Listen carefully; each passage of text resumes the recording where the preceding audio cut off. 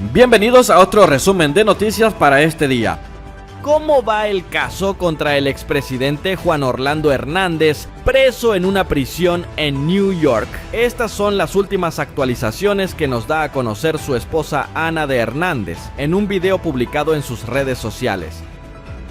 ¿Cómo va el caso de mi esposo Juan Orlando? Estas son las últimas actualizaciones. Primero, el juez Castel señaló desde enero de este año 2023 que los fiscales tendrían hasta 60 días antes del inicio del juicio para presentar la información de la regla 16 y 3500. A propósito, la información 3500 se refiere a la información relacionada con los posibles testigos que podría usar la Fiscalía. Este plazo ya se cumplió.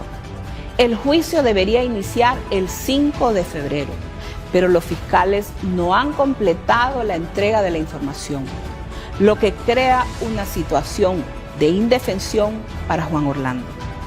Les recuerdo, la Fiscalía dispone de millones de recursos y cientos de empleados para hacer su acusación.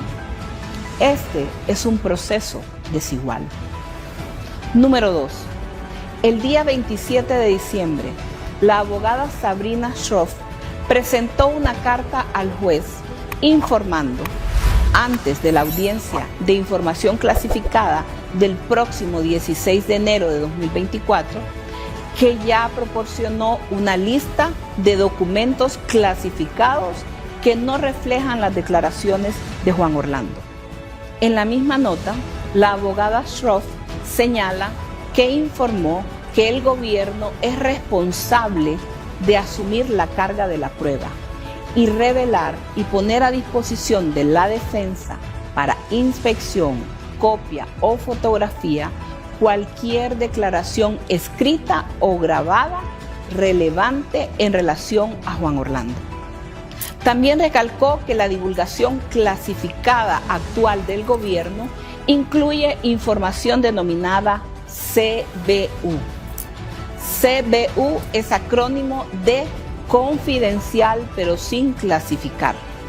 Y dijo que le ha pedido al gobierno que confirme que todo el material de la CBU ha sido proporcionado a Juan Orlando a través de su abogado Raymond Colón en forma de divulgación de la regla 16 o 3500. La Fiscalía le respondió por correo electrónico a la abogada Sabrina el mismo 27 de diciembre, diciendo que están trabajando para proporcionarlos en un formato redactado y sin clasificar. En otras palabras, no han completado la entrega de la información, lo que crea una situación de indefensión para Juan Orlando, como lo dije anteriormente. Ese mismo día 27 de diciembre por la noche, 5 fiscales presentaron al juez una petición para que les prolongue el plazo. El juez Castel les dio hasta el 4 de enero para contestar la nota de la abogada Sabrina. Han pasado casi 2 años desde que mi esposo Juan Orlando fue sacado y entregado injustamente. Ya han sido 6 veces que suspenden el inicio del juicio. Y al día de hoy, los fiscales que dijeron tener pruebas en contra de mi esposo no han sido capaces de cumplir con la entrega de la información de acuerdo a la ley y a lo ordenado por el juez. Lo he dicho siempre, Juan Orlando es inocente. Toda la verdad saldrá a la luz y él pronto volverá a casa. El exdiputado nacionalista y expresidente de Coalianza Miguel Ángel Gámez fue aprehendido este sábado en el departamento de Intibucá por la DIPAMCO, pero fue liberado posteriormente cuando se notificó que el sindicado recibió medidas sustitutivas por una causa penal en su contra. El excongresista Miguel Ángel Gámez se presentó voluntariamente ante la justicia en el municipio de Jesús de Otoro, departamento de Intibucá, occidente de Honduras, donde incluso ya compareció en audiencia de imputados y se le decretaron medidas distintas a la prisión. Inicialmente, el ministro de Seguridad, Gustavo Sánchez, en su cuenta de X, informó que Gámez habría sido detenido en vista que tenía una orden de captura pendiente.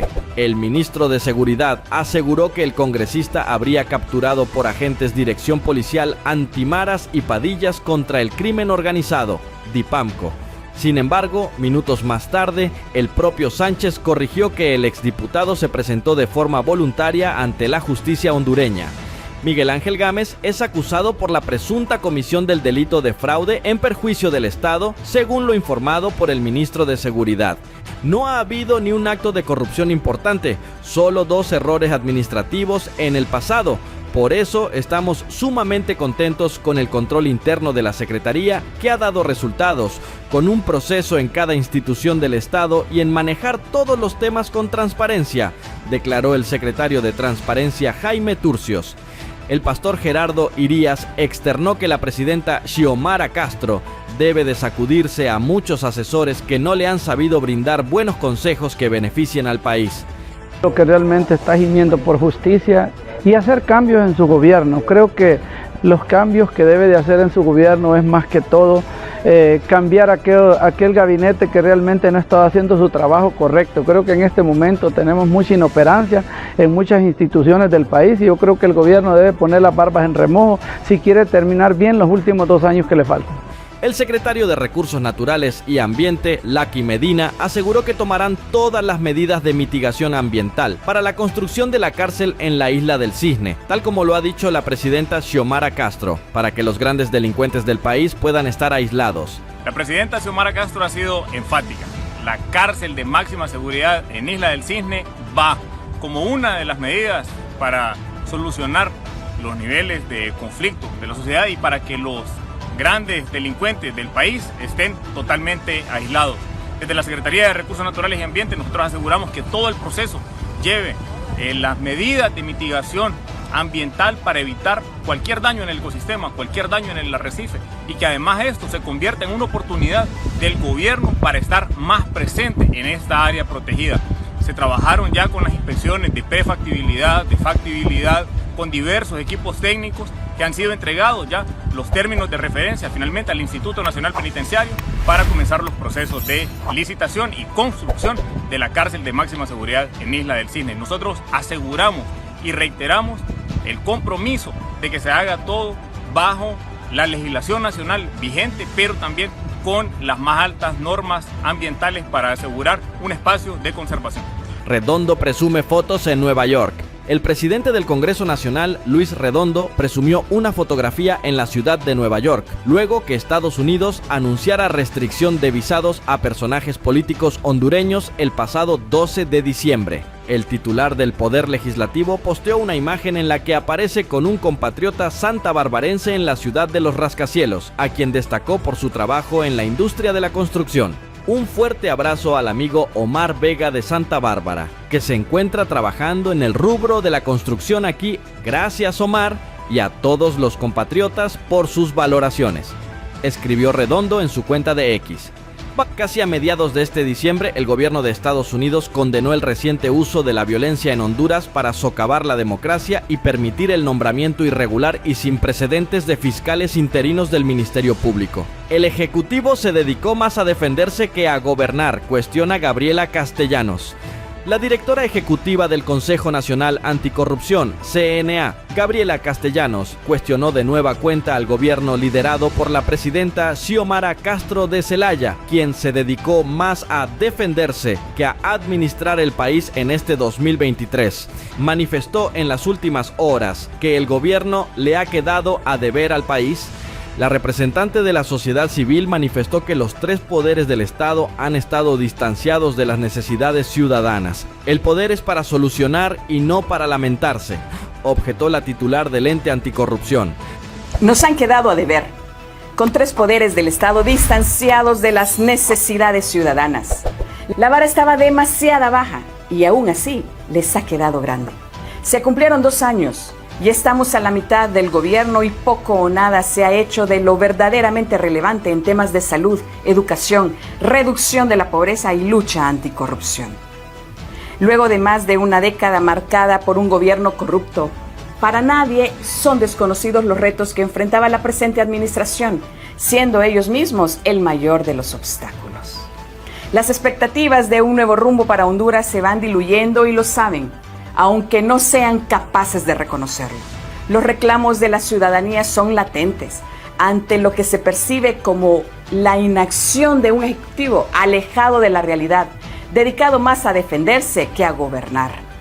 No han sido efectivas las medidas para mejorar el sistema de salud, con un eterno desabastecimiento de medicamentos y escuelas en las que el pan del saber se sirven en el suelo. Seguimos viviendo con miedo. La inseguridad no ha disminuido, ni lo hará si las estrategias es copiar por encima medidas que solo han sido efectivas en otros países.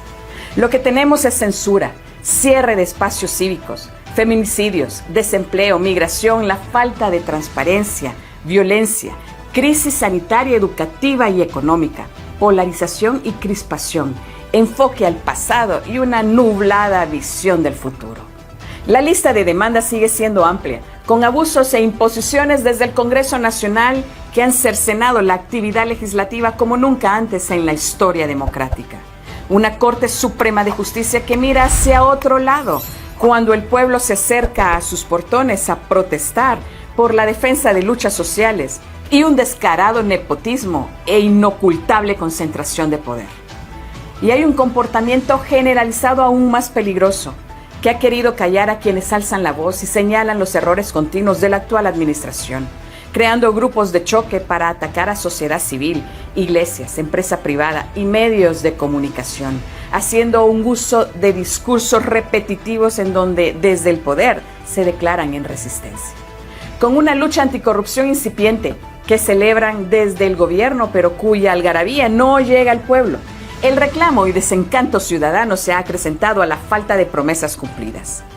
Esa es la lectura de nuestro país y es muy probable que siga siendo así el 2024 si permitimos que se rompa el imperio de la ley y se acomode todo para un fin de control pleno y totalitario. Se debe ser tolerante y conciliador con un gobierno humilde y humanista que enfoque sus energías en crear consensos, cumplirle al país y a quienes confiaron hace 2 años en que serían diferentes. El poder es para solucionar y no para lamentarse. Es tiempo de cambiar, de transformar, de ver la política como la oportunidad de mejorar la calidad de vida de todas y todos, no solo de quienes nos gobiernan, uniendo fuerzas para vencer este sistema corrupto. Es lo que Honduras merece. Eso es lo que las y los políticos están llamados a darnos. Y este es el resumen de noticias para el día de hoy. No se olviden comentar, suscribirse y estar pendiente de todas nuestras publicaciones.